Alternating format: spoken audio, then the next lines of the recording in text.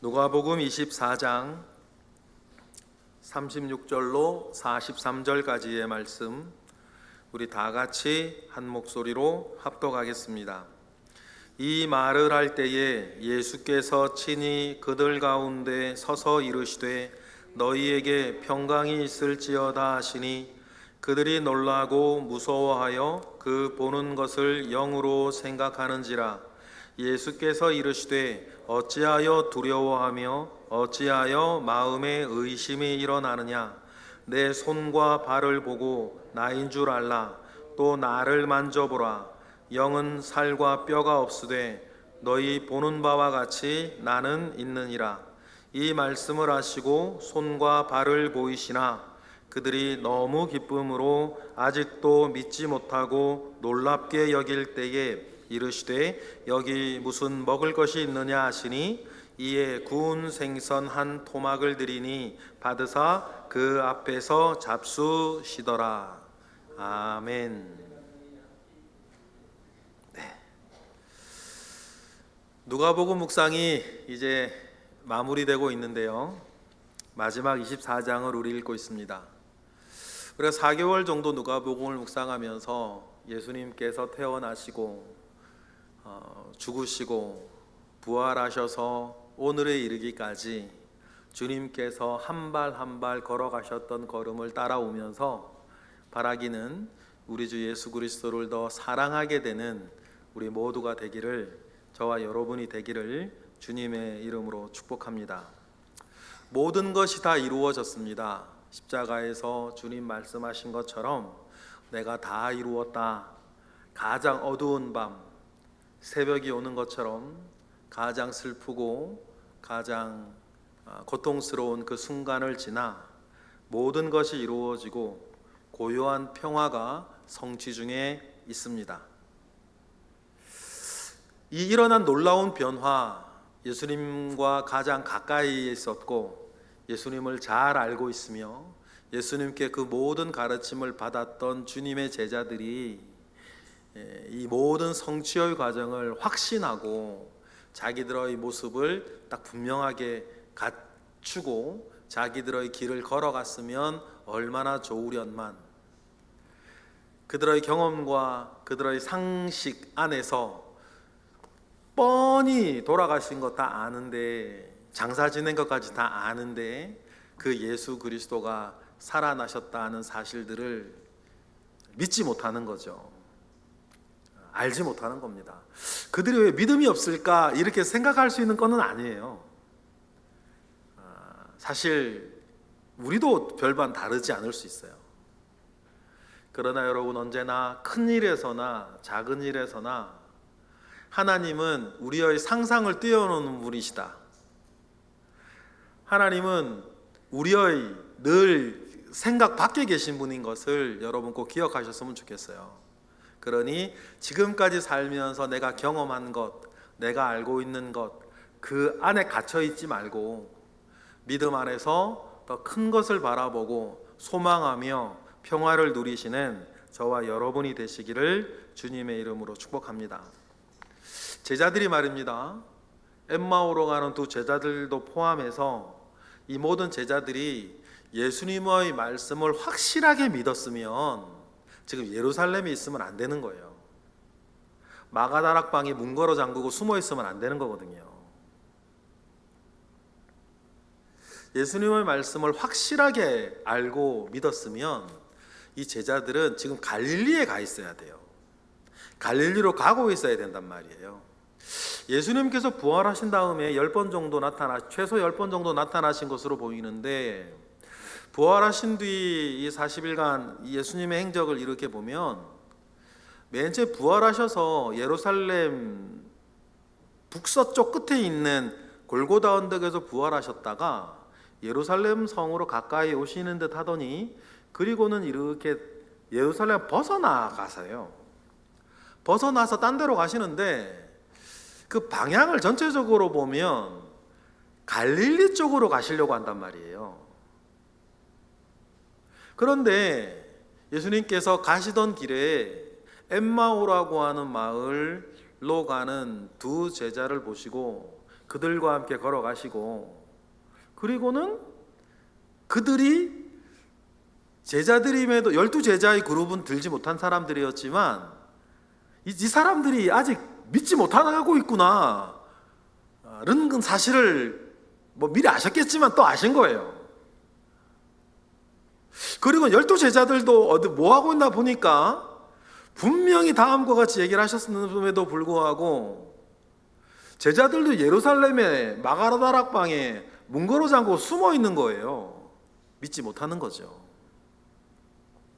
먼저 여러분 마태복음 28장 보면 막달라 마리아나 이 여자들이 주님의 빈 무덤, 비어있는 무덤에 가서 천사를 만나고 천사가 이렇게 얘기를 해줘요. 마태복음 28장 7절로 보면 읽어보실까요? 시작. 또 빨리 가서 그의 제자들에게 이르되 그가 죽은 자 가운데서 살아나셨고 너희보다 먼저 갈릴리로 가시나니 거기서 너희가 배우리라 하라. 보라 내가 너희에게 일렀느니라 하거늘 라고 하면서 천사가 그 여자들한테 뭐라 그러냐면 예수님이 먼저 어디로 가니까 갈릴리로 가고 계시니까 너희들도 빨리 갈릴리로 가라고 제자들에게 말을 해라. 그래 얘기를 해요.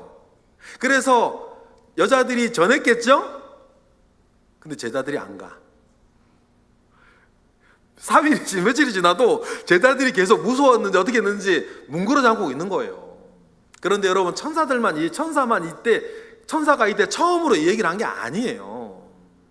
예수님께서 겟셀마네 동산에서 붙잡혀 체포되시기 직전에도 뭐라 그러셨어요? 마태복음 26장으로 확인해 볼게요.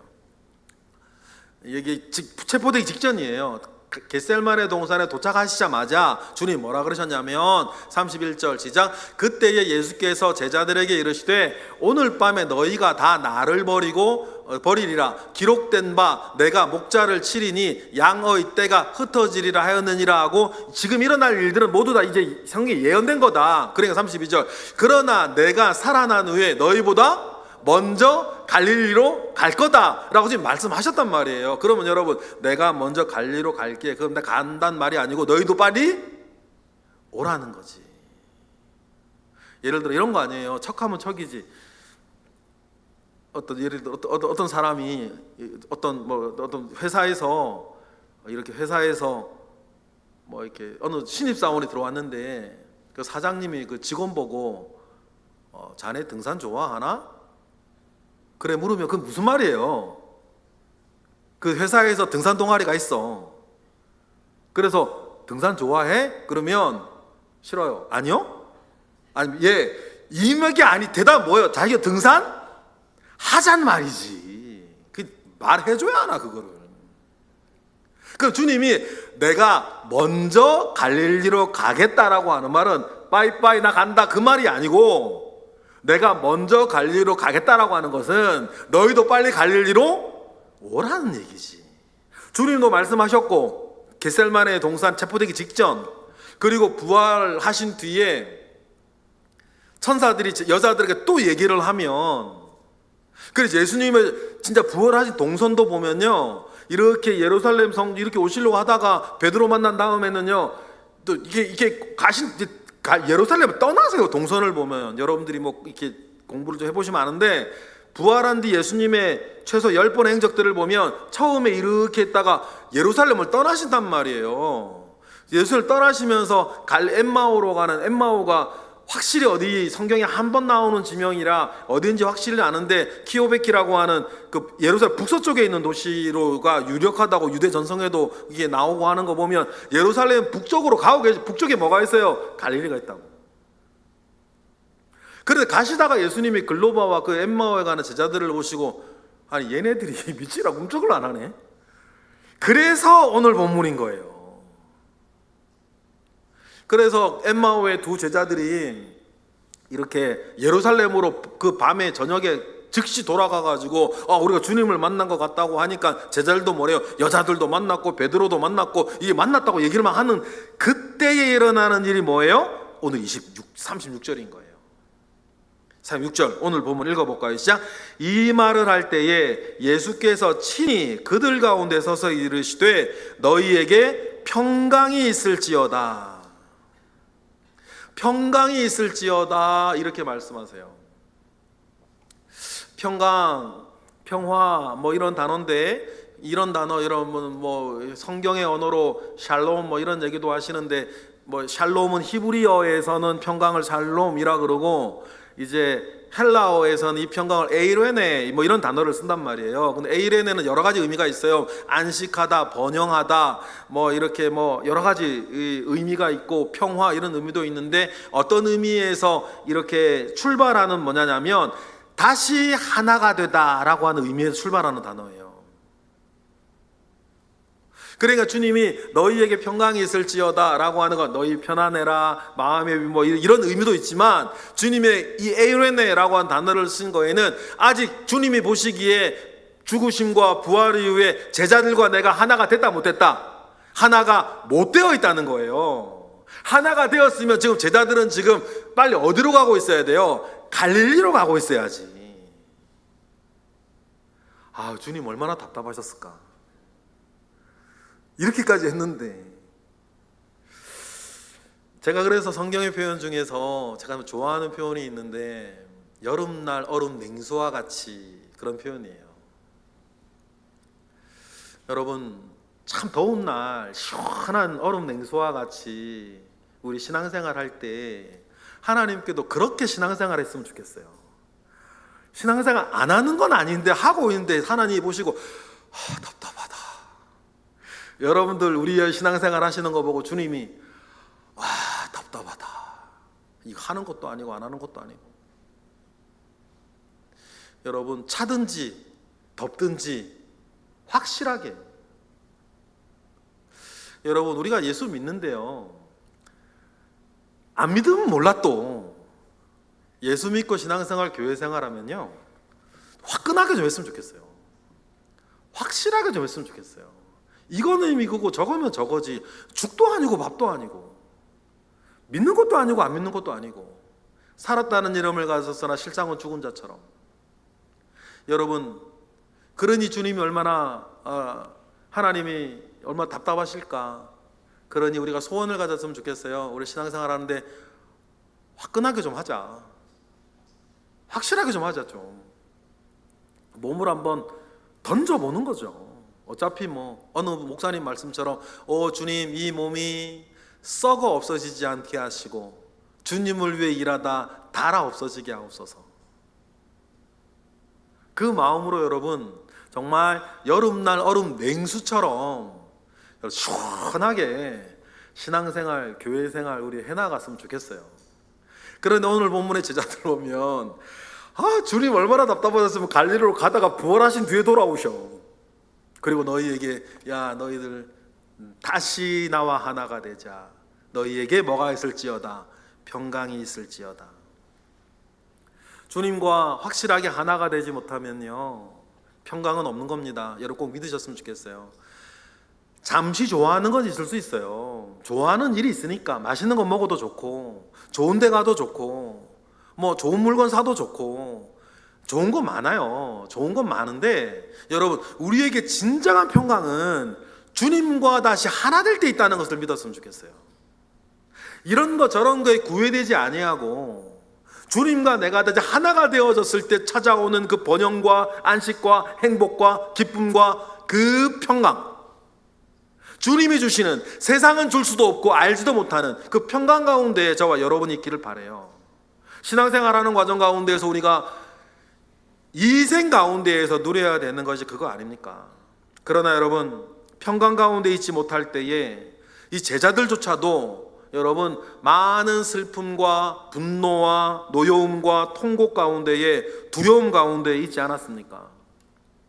주님과 하나 되어지지 못하고 믿음 가운데 있지 못했을 때에, 여러분 누가복음에 우리 엠마오 가는 길 그 두 제자, 글로바와 그 제자만 생각을 해도 너희들 왜 이렇게 뭐 이러고 있냐 주님이 말씀하셨을 때에 그들이 슬픈 빛으로 예수님인데도 불구하고 예수님인지 알지 못한 채 말한다 그랬죠. 누가복음 24장 17절에 보니까 읽어볼게요. 시작. 예수께서 이르시되 너희가 길 가면서 주고받는, 서로 주고받고 하는 이야기가 무엇이냐 하시니 두 사람이 슬픈 빛을 띠고 머물러 서는 거예요. 주님과 에이레네 하지 못하면 여러분 기본적으로 삶은 슬프다. 기본적으로 삶은 슬프고 서럽고 낙심되고 별반 다를 게 없는 것 같고 무의미하고 무가치하고, 그때 여러분 무의미하고 무가치하고 슬프게 하고 우울하게 하는 그 요소들을 집중하지 말고, 내가 지금 주님과 에이레네 하지 못하고 있다.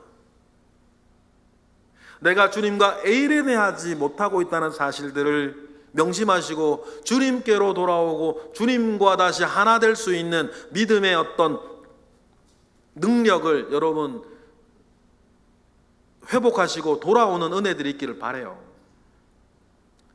마태복음 26장 74절에도 주님을 부인하는 배반하는 베드로의 이야기가 나오지 않습니까? 베드로 정말 진심으로 얘기를 했죠. 결단코 그런 일은 주님께 생기지 않을 거라고. 그래 나름대로 최선을 다합니다. 칼 들고 막 혼자서, 그것도 여러 군인들 앞에서 죽자고 하는 거거든요. 목숨 건 거 아닙니까? 여러분 군인들 앞에서 혼자 칼 들고 여러분 그 죽자는 거지 그게. 베드로 나름 최선을 다했어요. 그런데 주님은 체포되셨고, 그런데 에이레네 하지는 못해요. 하나 되어 있지. 멀찍이 떨어져 가고, 멀찍이 떨어져서 주님이 재판받는 광경을 이렇게 지켜보고 있는데, 여러분 그때 스물스물 베드로에게 찾아오는 마음, 맨 처음에는 두려워서 부인했는데 나중에 보니까 세 번째 부인할 때는 어떻게 부인을 합니까? 마태복음 26장 74절부터 보니까 베드로의 마지막 세 번째 부인, 시작. 그가 저주하며 맹세하여 이르되 나는 그 사람을 알지 못하노라 하니 곧 닭이 울더라. 이에 베드로가 예수의 말씀에 닭 울기 전에 내가 세 번 나를 부인하리라 하심이 생각나서 밖에 나가서 심히 통곡하고 있는 거. 분노와 슬픔과 여러분 이 통곡 가운데에 있는 게, 여러분 많은 사람들은 생각할 때 나한테 질문해도 소녀 때문입니까? 너도 갈릴리 도당이라, 너 말투가 그걸 증명하지 않냐? 자기에게 물었던 다른 사람입니까? 깊이 생각하지 못하면 그 사람들 때문인데, 깊이 생각하면 그 사람들 때문이 아니잖아요. 뭐 때문이에요? 베드로가 주님과 하나 되지 못하고 있는, 믿지 못하고 있는. 그러면 우리는 안 그럴까요? 여러분 그게 그 사람 때문입니까? 여러분 그게 그것 때문이에요? 다른 게 아니란 말이에요. 내가 주님과 하나 되어 있지 못한 거. 믿는다고 말하는데 내 마음의 중심이 주님 하나 되어 있지 못한 거. 그러니 그 틈을 타고 자꾸만 세상 일들이, 세상 것들이 그 틈을 타고 들어와 가지고 슬프게 하고 좌절하게 하고 분노하게 하고 낙심하게 하고 그런 일들이 있는 거예요. 그런 제자들도 그런 지금 지경 가운데에서 마가의 다락방에 지금 숨어 가지고 이러지도 못하고 저러지도 못하고 이러고 있을 때,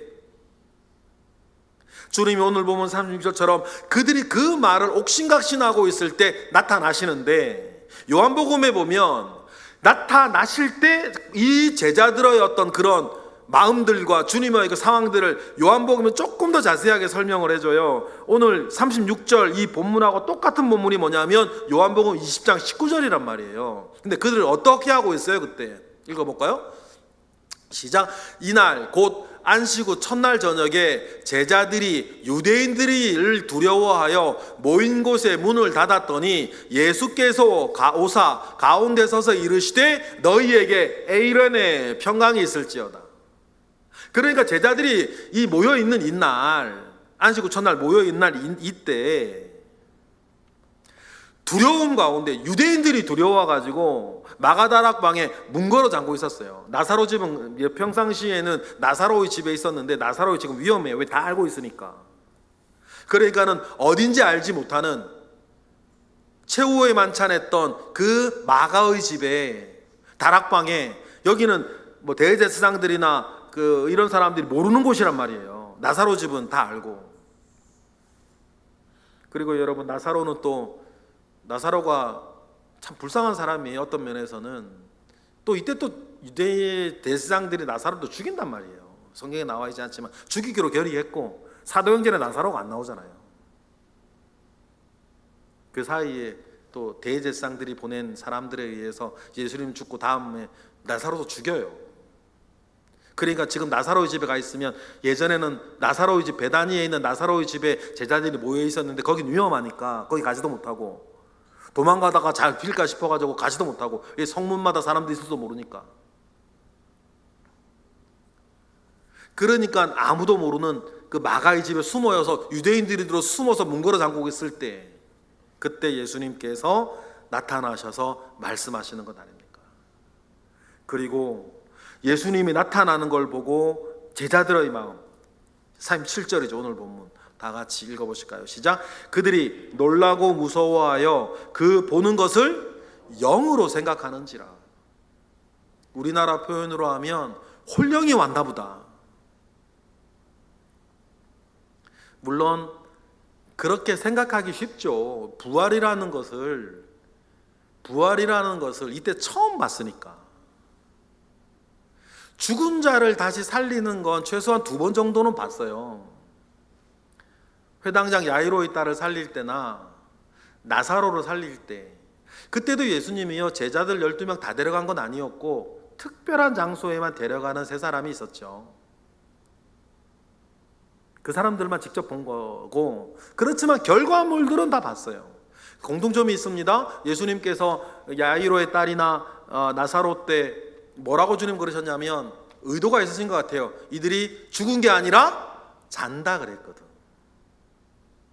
주님이 잔다 그랬는 여러 가지 이중적인 의미가 있어요. 중요한 의미는 여러분 믿으세요? 우리가 지금 죽는 것도 하나님 앞에서는 뭐다? 자는 거다. 믿으십니까?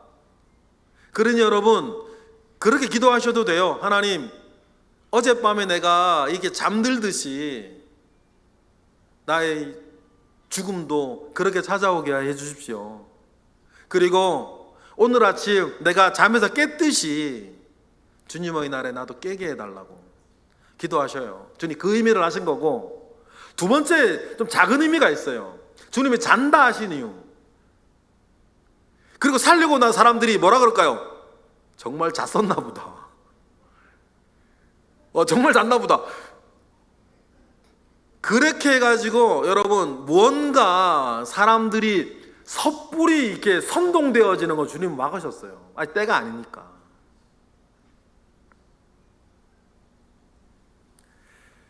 그러니 제자들도 예수님이 죽은 자를 살린 것까지는 봤는데 이걸 부활이라고 말하지는, 나사로의 부활, 그건 틀린 말이에요.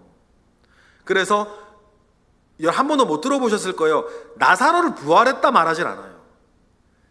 회당장 야이로의 딸이 부활했다 말하진 않아요. 예수님만 부활하신 거예요.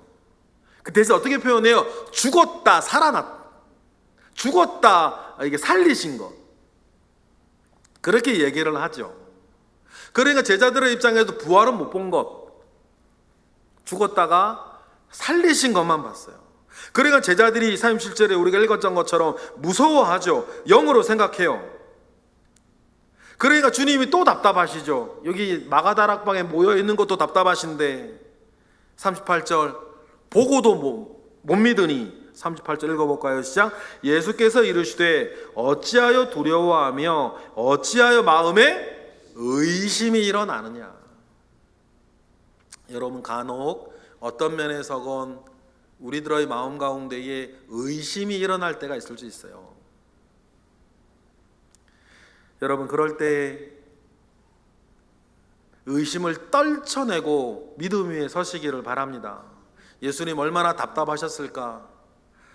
어찌하여 두려워하고 어찌하여 마음에 의심이 일어나느냐. 내가 이 얘기 안 했냐? 내가 죽었다가 이방인의 손에 넘겨서 죽었다가 3일 만에 다시 살아날 것을, 그리고 내가 갈릴리에서 너희들을 기다리고 있을 것을 너희들이 못 들었냐? 처음 듣냐? 그런데 부활 무덤이 비어도 못 믿고 천사들의 말을 들어도 못 믿고 보았다는 그 여자들이나 베드로의 이런 증언을 들어도 못 믿고, 또 심지어 주님이 눈앞에 나타나도 못 믿고, 도대체 그럼 어떻게 해야 돼? 주님의 입장에서는 이제 하나밖에 없네. 뭐라고요? 그러면 들어도 못 믿겠고 보아도 못 믿겠으면 주님의 최선이죠. 만져라도 봐라. 그러면 39절 볼까요? 시작. 내 손과 발을 보고 나인 줄 알라. 또 나를 만져보라. 영은 살과 뼈가 없으되 너희 보는 바와 같이 나는 있느니라. 여러분, 주님이 그래서 우리 누가복음에는 안 나오지만 빌립이 나는 못 믿겠다. 그러니까 나중에 주님이 그 있는 자리에서 나타나셔가지고 너희가 본고로 믿느냐, 보지 못하고 믿는 자는 더 복되다. 그러니 여러분, 믿음은 빨리 고백하는 거예요.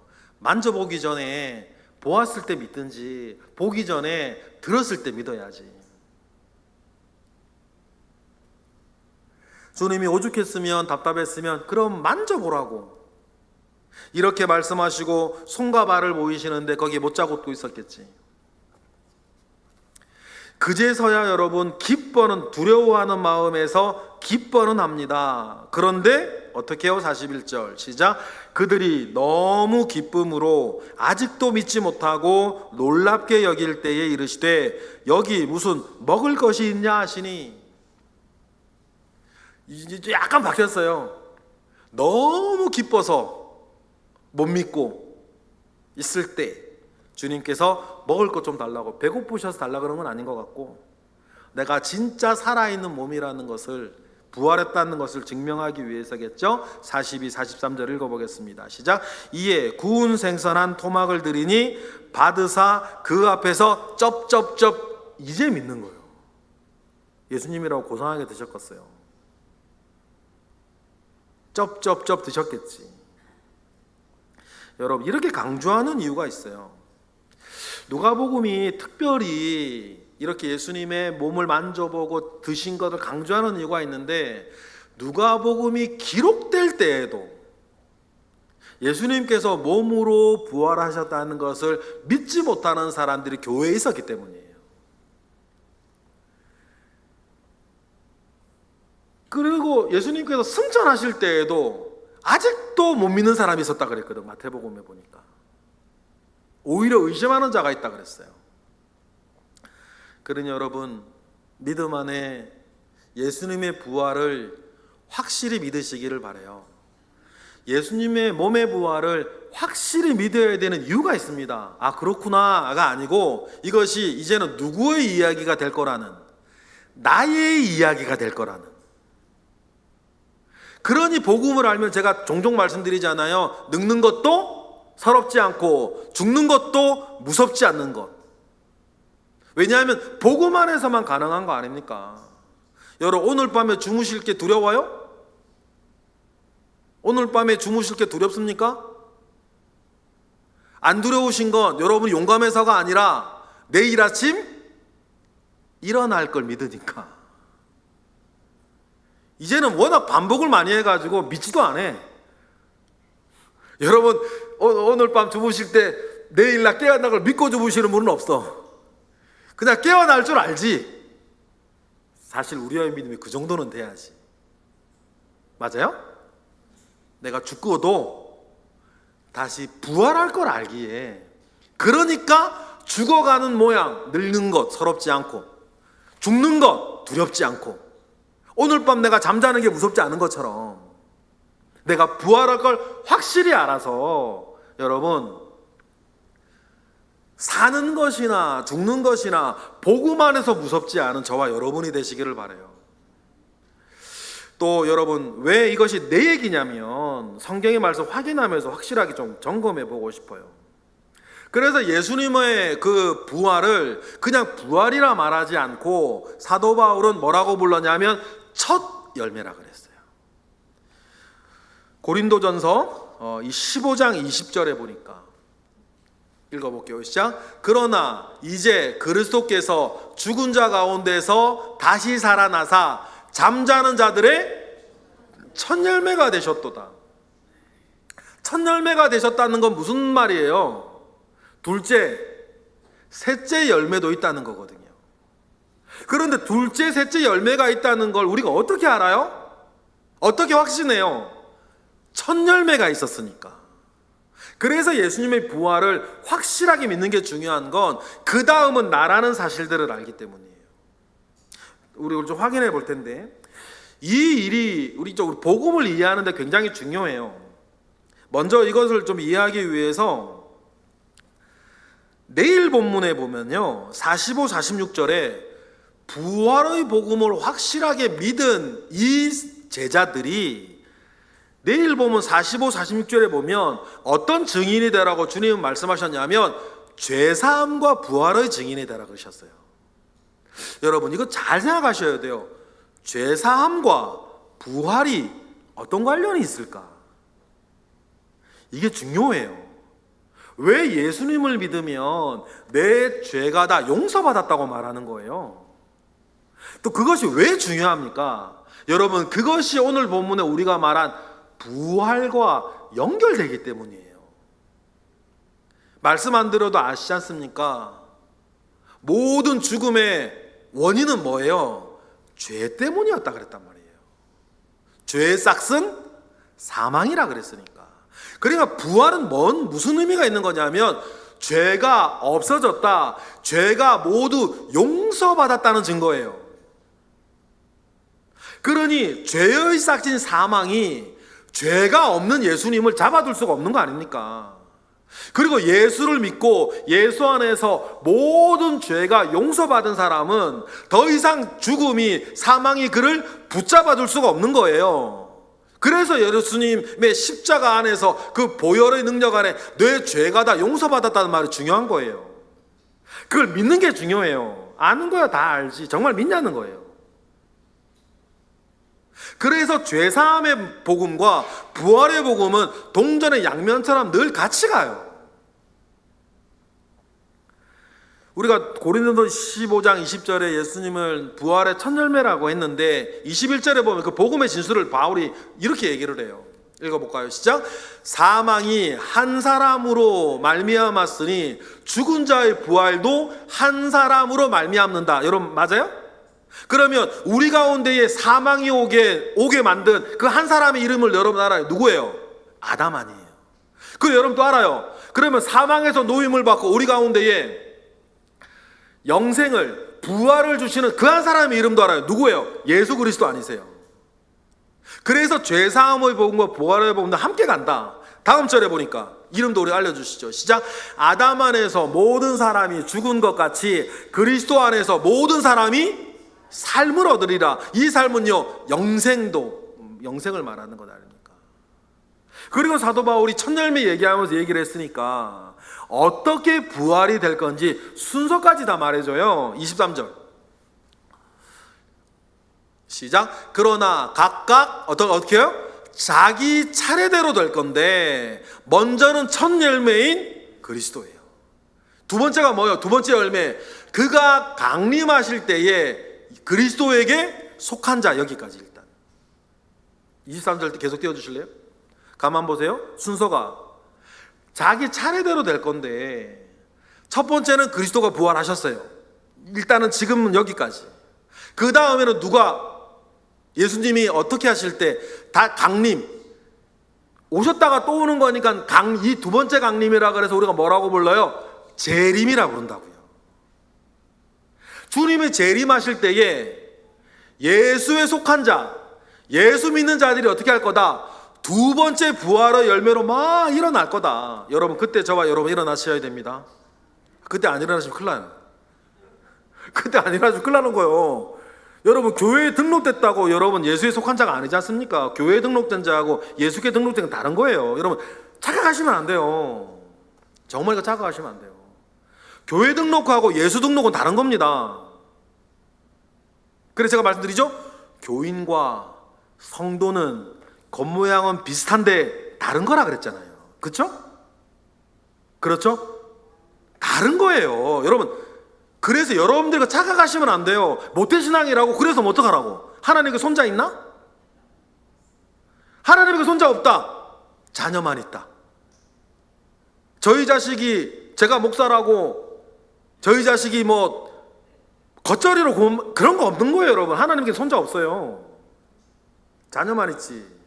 그러니까 여러분, 누군가의 믿음에 업혀가는 건 없습니다. 없어요. 어떤 분 그것 때문에 시험 들었다던데, 이거 시험 들어도 할 수 없어.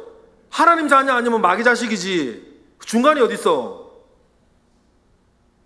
여러분, 복음의 진술 앞에는요, 이건 타협이 없는 거 아닙니까? 하나님 자녀 아니면 마귀 자식이지. 그 중간이 어디 있냐고.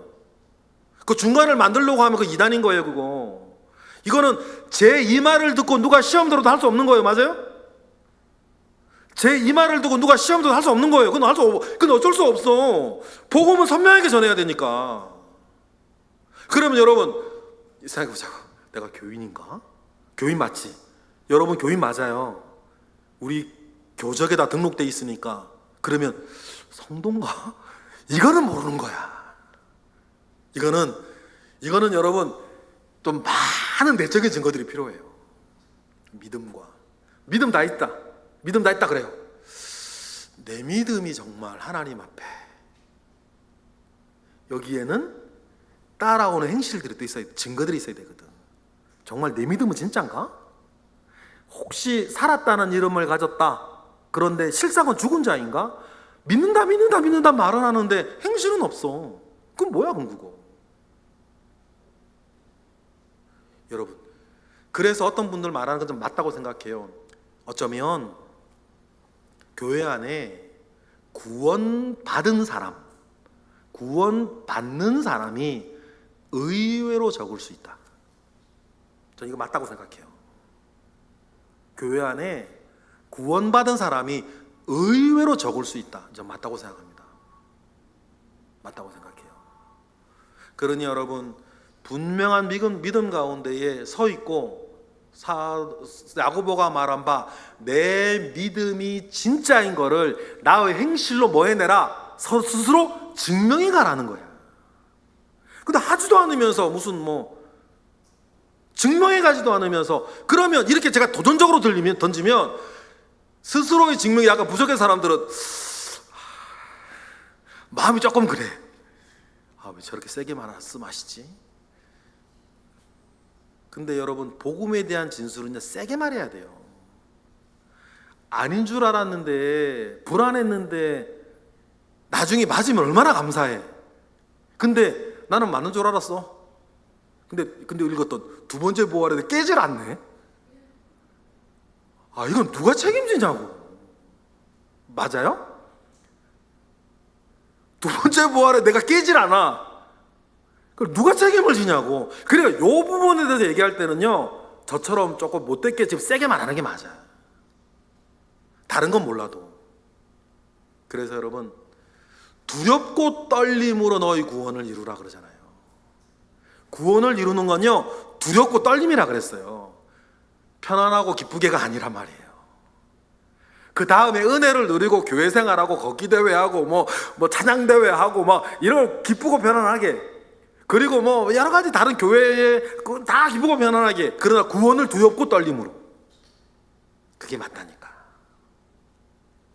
그러니 여러분, 일단 믿음 가운데 확신하십시다. 이 두 번째 부활에 내가 깨어날 거다. 두 번째, 이때 안 깨어나면 큰일 나는 거예요. 그리고 왜냐하면 세 번째가 있거든. 다음 절. 그 후에는 마지막 세 번째 부활인데, 그가 모든 통치와 모든 권세와 능력으로 멸하시기 위해서 나오는 세 번째 부활이 있다. 믿지 않는 자의 부활. 믿지 않는 자의 부활은 지옥으로 가는 거 아닙니까? 지옥으로 가는 모든 권세와 통치와 능력으로 세 번째 부활 가운데 믿지 않는 자들의 부활도 있어요. 이 세 번째 부활은 지옥으로 가서 계속 사는 거. 24 시작. 그 후에는 마지막이니 그가 모든 통치와 모든 권세와 능력으로 멸하시고 나라를 아버지 하나님께 바칠 그때의 마지막 부활. 여러분, 이때의 부활은 지옥 가서 영원히 살겠죠. 어떤 면에서는 믿지 않는 자도 영원히 살아요. 지옥에서. 첫째 부활은 주님이 하셨고, 두 번째 부활할 때 저와 여러분 부활하고, 아무리 여러분이 사랑하고 아끼고 물고 빨고 키웠던 누구라 하더라도 두 번째 때 부활 못하면 세 번째 때 부활하는데, 세 번째는 지옥으로 가는 부활이다. 그러니 여러분, 오늘 우리가 이 말씀 우리가 나누면서 그렇구나. 복음 앞에 나를 세워서 이 죄사함과 부활의 복음을 확실하게 믿고 있다는 사실을 내 마음과 행실로 스스로 증명해 가는 것. 이게 여러분 신앙생활의 전체 아닙니까? 신앙생활의 전체. 이 확신 가운데 굳건히 서 있으면요, 오늘 밤 주무시는 게 두렵지 않은 것처럼 늙는 것도 죽는 것도 무섭지 않고, 부활 가운데에, 두 번째 부활 가운데에 내가 다시 일어나 영원한 생명을, 영원한 삶을 주님 품 안에서 하나님의 나라에서 내가 살게 될 것이라는 것을 소망 가운데 확신하시기를 바랍니다. 이게 하나님의 나라 아닙니까? 그러니까 주님이 맨 처음 말씀하실 때 회개하라, 하나님의 나라가 가까이 왔다, 이 이야기하시는 그 말씀이 이렇게 이루어지는 거죠. 그 과정 가운데 우리는 있습니다. 그래서 우리의 인생을 철로 역정이라 부릅니다. 과정 가운데 승리하시고 두 번째 부활 때 다 같이 만나시자고요. 기도하겠습니다. 하나님 감사합니다. 크신 은혜 가운데에 우리와 함께 하시고 우리에게 복음을 주셨고 우리에게 믿음을 주셨고 그 믿음 가운데 소망 가지게 하셨습니다. 이 소망 가운데 굳건하게 하옵소서. 예수 그리스도의 이름으로 기도드렸나이다. 아멘.